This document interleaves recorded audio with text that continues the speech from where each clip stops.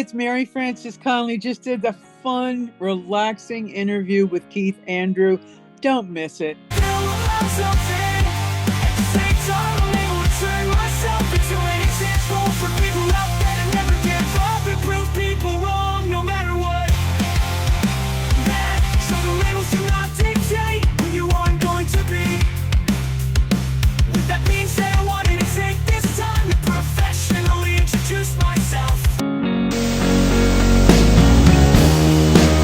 Mary Frances, welcome to the KeithAndrewNetwork.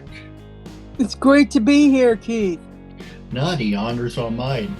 For people who want to know what is the KeithAndrewNetwork, the whole point of my talk show is to show people that even with having a learning disability, I can still amount to something. And at the same time, I'm able to turn myself into an example for people out there dealing with any types of learning disabilities and disabilities to never give up and prove people wrong. Prove to them that labels do not dictate who you are and who you're going to be. So prove to them to amount to something. So that being said, half hour of your time, PG-13. You can even drop some F-bombs if you want. The best thing about freedom of speech is you have freedom of speech. That's right. So the first question I want to talk to you about is who inspired you to become a comedian and a writer? Well, I think I was born a writer. I'm Irish, and in my culture, it's just huge. I think Ireland creates so many great writers. And I'll tell you who inspired me is a writer named George Bernard Shaw. In the 1800s, the late 1800s, he did the first celebrity television interview. And it was shown on public television. And they asked him about his writing. And he said, well, I'm lazy. So I wanted to do what came easy. So I thought, well, what comes easy to me? And it was the same answer as George Bernard Shaw, writing and being funny. Now, I'm not that funny off stage anymore. When I was in high school, I was sitting at the back of the bus imitating all the nuns. Well, if it makes you feel any better, my family always likes to say, Keith, you're as funny as funnier as tits on a bull. My dad likes to say, don't quit my day job, but then again, I don't have one, so. Oh, that's funny. The thing is that especially for me, when I'm not trying to be funny, I say, oh, hey, okay, that's a good zinger, or that's a good burn or a roast. But when you're actually trying to be funny, it's like, yeah, stop. You're only going to make it worse. I agree. People laugh sometimes when I say something, and I don't know why they're laughing. That's true. Another inspiration for me, especially when I was at high school age in the 60s, was Bill Cosby. He was so funny, and he was a storyteller. And that's kind of what I do in my comedy act. I tell stories about my life and about my culture and about being a single mother. You know, it's funny to mention the Irish. My mom loves the Irish. That's why she gave all her kids Irish names. Oh, that's great. And kind of like why I like gold. Oh, wow. The pot at the end of the rainbow. Funny you should mention that. Did you know the rainbow's actually a complete circle? I didn't really know that. No, I didn't know that. That's pretty cool. One of the interesting things, kind of weird things you find on TikTok, but one of those rainbow things was pretty interesting. That is interesting. I was in Ireland, in the west of Ireland, and I saw almost the end of the rainbow in a western little village, and the rainbow went right into the ocean. It was so cool. And to think that I grew up on this shore, the western shore, going to the Jersey Shore as a kid, and there I was on the eastern shore of the Atlantic Ocean. It was pretty cool. Actually, let's stick on the subject. Who are some of your favorite Irish idols? because in the professional wrestling world, I'm a big wrestling fan, Yeah. and there's kind of like upcoming, well, she's actually a Hall of Fame, going to be a Hall of Famer soon enough. Becky Lynch, she's the first woman to win the Intercol Championship. She's a huge inspiration for people. Who are some of your favorite Irish people that you look up to? My parents, although they weren't from Ireland, they're American Irish. I don't know. I love the actors that come out of Ireland, like Cillian Murphy and Gabrielle Byrne and that young woman Saoirse Ronan. Oh, I love them. They're just magical. Yeah, they are, especially people from why I thought about it and now I've lost it. People from Australia too. They have great Oh, actors. and there's a lot of Irish in Australia. I watch a lot of Australian mysteries, a lot of them. I just love their accent. I kind of wish I had an accent. I always go back and forth between, having a Brooklyn accent. Hey, yo, forget about it. Hey. But then I kind of figured I might get irritated after a while, but it would be really funny. But an Irish accent, I lassie, that's me with a pot of gold. That would be really cool. I like that. But Yeah, I love it. what is your opinion? Do you want to have an accent or you don't want to have one? I got rid of my accent. I'm from a place outside Philly called Delco.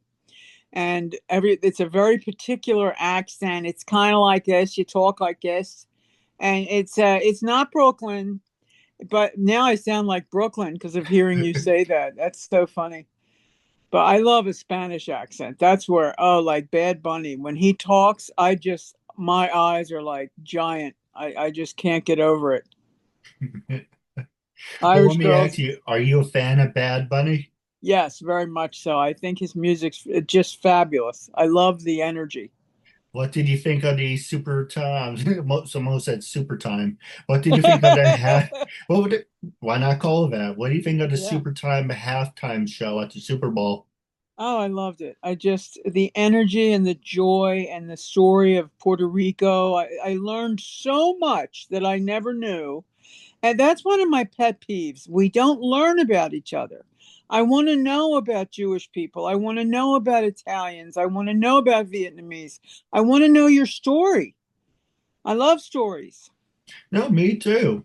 And Yeah. I was born and raised to being Jewish, but to be honest, I don't. When going back to my show, I don't like labels. I don't like people say, Yeah. "Oh, hey, you're the Jewish guy," or Oh, right. I interviewed WCW legend Sonny Ono. It's like, Yeah. oh, tell me about yourself. Oh, you're Jewish, you're disabled. Yeah, but you're white. That's kind of plain. Nothing special about you. But I don't know what he meant by that, but I said, well, okay, Yeah. whatever. But then I'm like, the fact that there's labels. When you think of people with disabilities, you don't think of someone like me, who is a talk show host, because I am proud of this and I'm going to toot my own horn. Thanks to Good. you, we did over 1,246 episodes. But Wow. with that being said, when you think of people who have disabilities, you don't think of disabled people who are able to have a talk show. Right. So that's why I don't like to consider myself Jewish. I was born and raised. The long story about that is when my grandparents passed away and my parents stopped celebrating the holidays, and you get older, you see it in a different point of view. Because I loved Hanukkah when I was younger, 8 nights of Yeah. Hanukkah gifts. But Yeah. then you learn the truth. But this is not about me, this is about you. But I can tell you the stuff if you wanted to know about it. It's fascinating. Tell me. All right, do you know the real reason they have a menorah in the window? No. It has nothing to do with the 8 nights. The 8 nights were complete BS. It's because if you didn't have the menorah in the window, the Maccabees would come out and beat the crap out of you. That's why you have to have a menorah in the window. Oh, And now, wouldn't that be interesting for Nickelodeon to have that real story on a yes. Rugrats episode? That By would be funny. That would be fabulous. my brother likes to call it seasons beatings. Season's beatings. You know, I'm handicapped. Or I should say I'm disabled. I have back issues, and I have the placard in my car, and I'm that's why I don't perform a lot anymore, is because I have back issues. But I also don't let it define me. I don't like that. As you say about labels, it gets very annoying. No, I agree. And the next one I want to ask you, you mentioned you are a public speaker and coach. Who inspired you to become a public speaker and coach? My dad. My father was athletic director at Villanova University when I was born, and he was a tremendous coach. He always coached me. He died when I was 9, but I had in 9 years more than most people have in a lifetime with their father. And he was a public speaker. He was afraid to speak in public, and he took a course at the Dale Carnegie Institute, and he became a terrific speaker. He would speak at sports banquets. And that's and supposedly, now I don't remember this. My brother told me this. My brothers were 20 years older than me. So my brother said that when I was little, my dad would have me give like a talk, and if I said or ah, he would like snap his fingers. I don't have any memory of this, but I don't say or ah when I talk. It's So it must be true. it's funny you should mention that because it when there's a right way, and if I do apologize, I do swear my words, part of my disability. Hey, yo, you want to fight about it? We can fight about it. but, by hint of the show, talk show host with disability. There's someone said when you do a proper interview, you never ever say the words like, or take sudden pauses. Exactly. But this is actually an interesting subject because I'm going to talk to you about your writing and being a coach. So the first one I'm going to ask you is what's difficult about being a comedian and a writer for you? Yeah, I think you kind of have to be a writer to be a comedian. For me, I can't say that it's difficult. I really enjoy it. I enjoy the writing so much, and I enjoy performing. Performing is like to me being at a party. And when I perform, I like to have the lights on enough that I can see the audience and I interact with the audience. So every show is a little bit different because I love the audience. I'm kind of in love with them. Well, that kind of reminds me of this comedian. If I find it, I'll send it to you. His first name is Matt, and I think the other last name was Rifle. He's a young kid with brown hair, and he always interacts with the audience. I But think I know who you're talking about. I think I've seen him on Instagram. he's I really funny.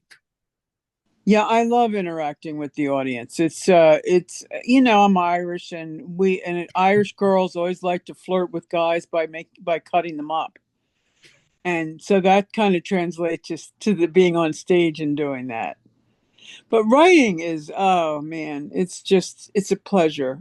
I don't always write every day, which I'd like to. I like writing 6 days a week. I don't work on Sunday. That's my Sabbath, my Shabbat, and I do observe the Sabbath. And I'm not an observant Catholic, but I do follow the Sabbath. It's so funny. I lived in a Jewish neighborhood for 50 years, so I have a little Jewish side as well, and I think that's why I follow my Shabbat, as I call it. I live in a black neighborhood now, and I love where I live. I live in a town called Coatesville, and I'm right across from a park. Oh, And nice. and I get to hear kids playing, which I love. I love children.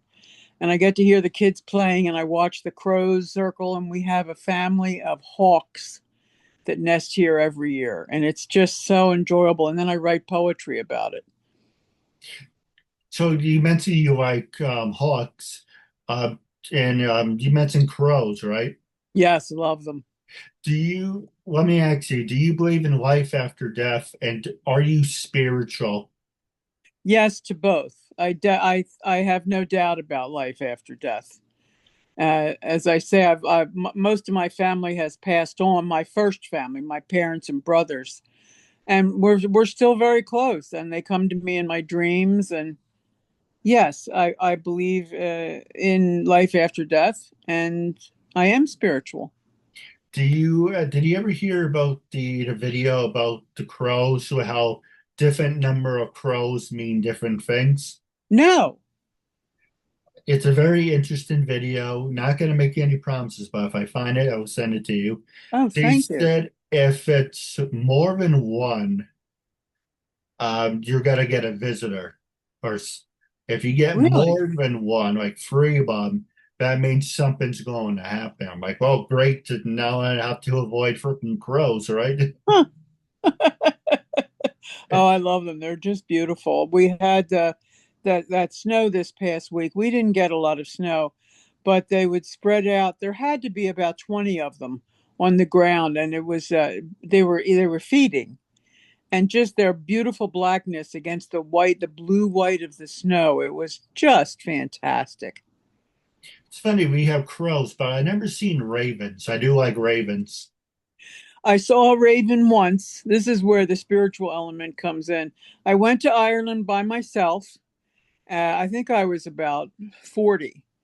And I went by myself in the dead of winter when there were no tourists. And I had no reservations for anything except a car. It was kind of like a spiritual walk. So I drove into this one town, and there was a raven sitting on the town sign. So I took that as a sign to stay in that town, and that's what I did. It's funny. You remind me of it's a horrible joke, but it is pretty funny if you want to hear it. Yeah, tell me. There's a movie by Liam Neeson. I think it was Snowpiercer or Yes. and it's pretty much where he kills someone and it pops on the screen like how many people he's killed. Oh. And so there's a part of where Native Americans would go to a restaurant, and the woman asks this a group of people, do you have any reservations? And the guy says, did you just ask a bunch of Native Americans if they have reservations? Where is it? That's funny. That's a great line. But you can't take things too personally. It's you live only once. This you can't take things to heart. Oh no, I agree. You have to kind of just realize most people are honestly doing the best they can. And Yeah, things are life can be difficult with all the bad weather and bad health and all of that mishigas. And you do the best you can, and you love who you love, and you luckily have good friends. that's And true. Well, I consider you a friend. thank you. You're my new friend, Keith. This is so cool. This is enjoyable. It's And very that's, relaxed, which I like. Very relaxed. if you don't mind me, I want to ask you, how has COVID impacted your life, and do you see life in a different point of view? Well, that's a really good question. I have not had COVID. I'm the only person I know, family or friend, that hasn't had it. I don't want it. I'm afraid of long COVID. So in fact, I just had a shot 2 weeks ago. I get the shots every few months. Um, it stopped my comedy career because the comedy clubs all closed. So I didn't perform for, I think it was a year and a half. And I went back, did a show, and then I didn't work for 3 years because I just reached, I wanted to deal with my health issues, my back. I had my knees replaced. I had 8 surgeries in a matter of 2 years. all elective, and it changed my life because I'm in a lot better shape. I don't use a cane or anything anymore. I'm a lot healthier than I was. And so I don't know, COVID made me do what I needed to get done. But the reason I bring that up is that goes to a nice segue to my other question I want to ask you. You mentioned, of course, you're a comedian and a writer and public speaker. So this one you might find interesting. It's two questions, but I'll see if how I can combine them. When you go on stage or when you act or do stand up, are you in character and how do you build a character? When I do stand up, I'm not a character. And it took me, I'm going to say 15 years to become myself on stage. That was the hardest thing because you just don't think that, who the heck am I? Nobody is going to pay money to see me. I'm nothing. And it took me 15 years to just relax enough and have enough faith in myself. And with acting, I think you look within to see what you have in common with the character and then to just be honest as that person. You dig inside yourself and you find I've never played anybody that was that far apart from me. I haven't played any monsters yet, but other than that, it's been that you just find what's within you that's similar to that person. Sometimes I feel like with I won't say my real name off, or we can talk off here, but my stage name is my first and middle name, Keith Andrew. Everyone likes to put a freaking S on Andrews, like there's no S. There's no So S. so the new name I was thinking about is Keith Andrew Briefs because I love Dragon Ball. And the reason I want to use like an extra last name is because people are like, oh, there's Mr. Andrews. Is that Oh, my that probably name? adds, yeah.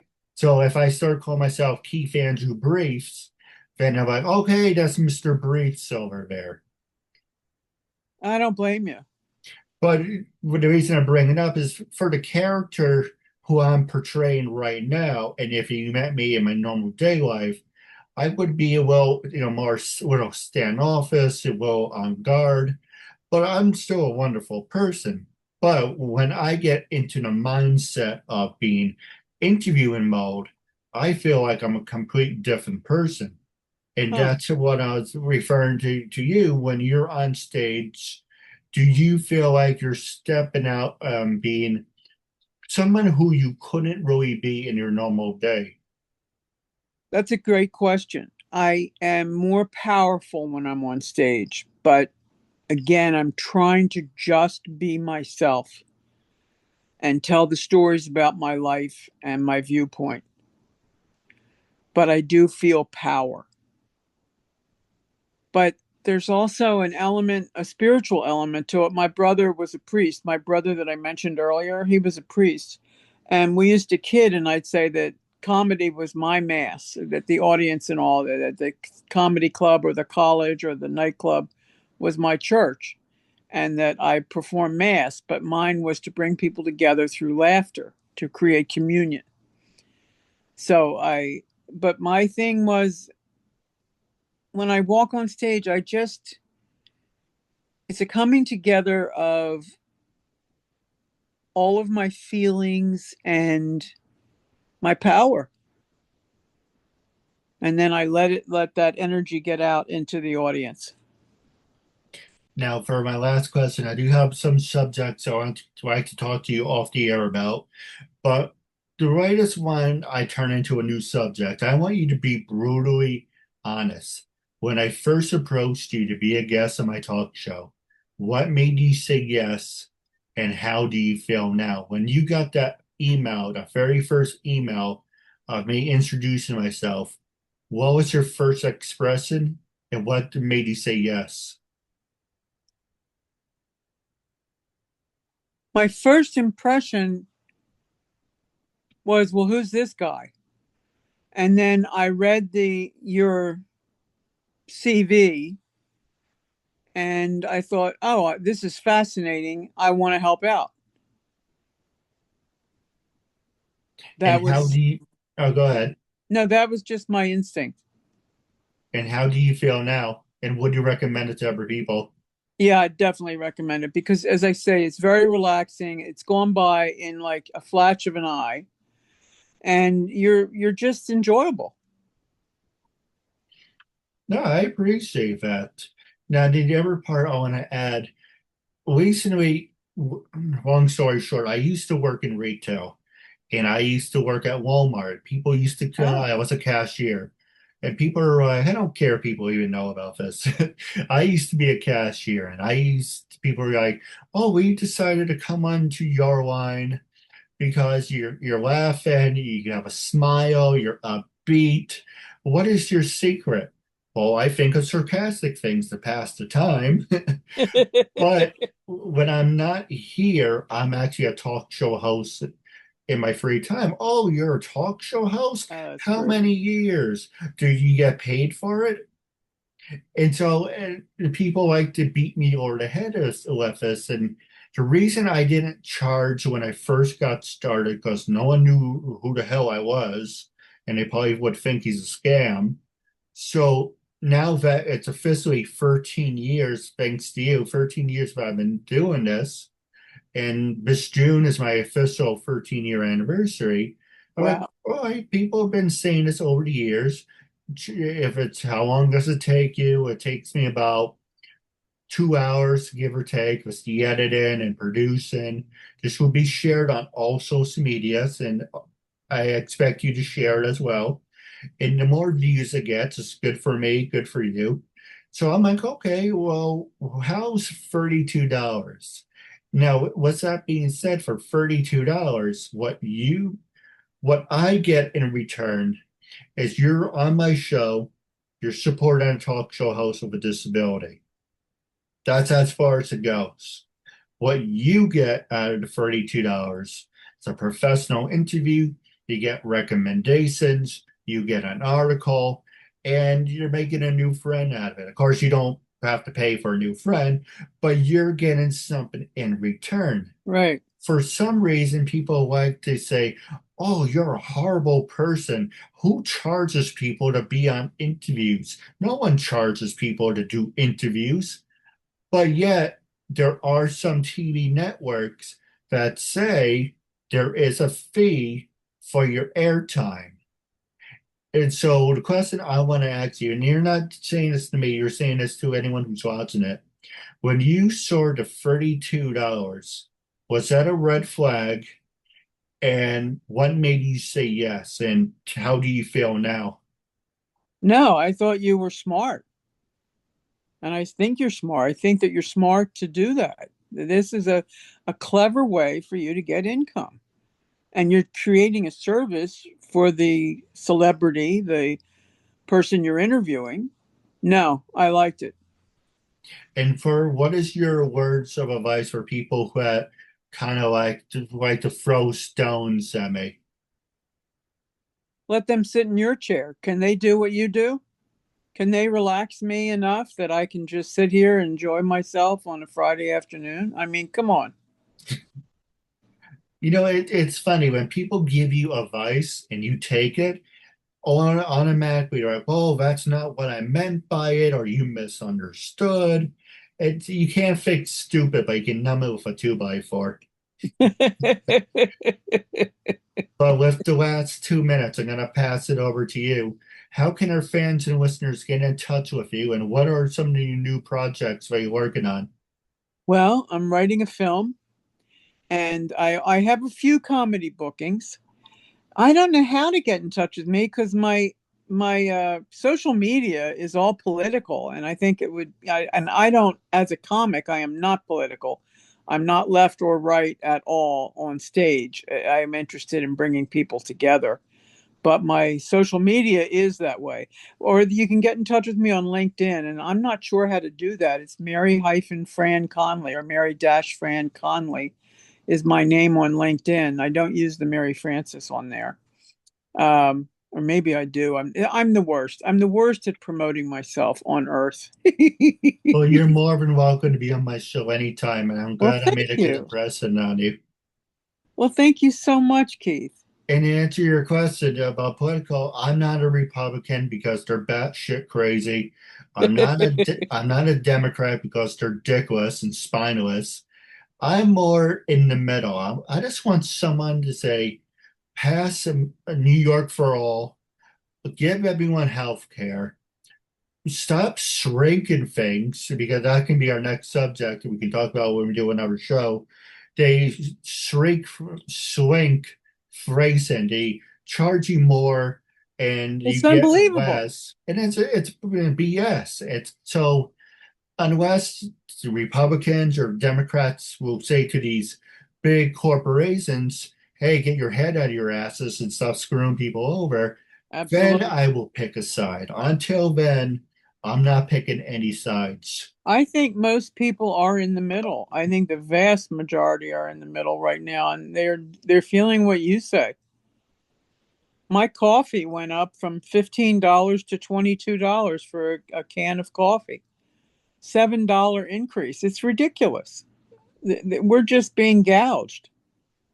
And of course, no one says anything. And everyone likes to say, well, Biden, not Biden, well, even though he was a real genius, there were some things he did was good. And I hate Trump. But there are, okay, wink, wink, some, not a lot, some things that he did I do agree with, even though I think he's batshit crazy. But the whole thing about going back to the 80s of Reagan, taking off restrictions on how people can buy monopolies, are Yeah, they should break. If you're a monopoly, you should be broken up. that's what I think. I don't know. I mean, that's how we were raised to believe. You shouldn't, and nobody needs to be a billionaire. You don't need all that money. It's ridiculous. It's just, I was just reading an article today that the average person feels they can't afford to buy a car or a house. That's just not okay. No, I saw a video on TikTok of rent and money, of a lifestyle back in 70s and 80s, completely different from now. We can definitely save that for another subject. But wrapping up, it was a real honor and privilege to have me as a guest. I really hope I made a good impression on you. Thank you. You did. And I will talk to you soon. I really This was appreciate fun. you. Thank you for the invitation, Keith. It's fun. Take Anytime. care now.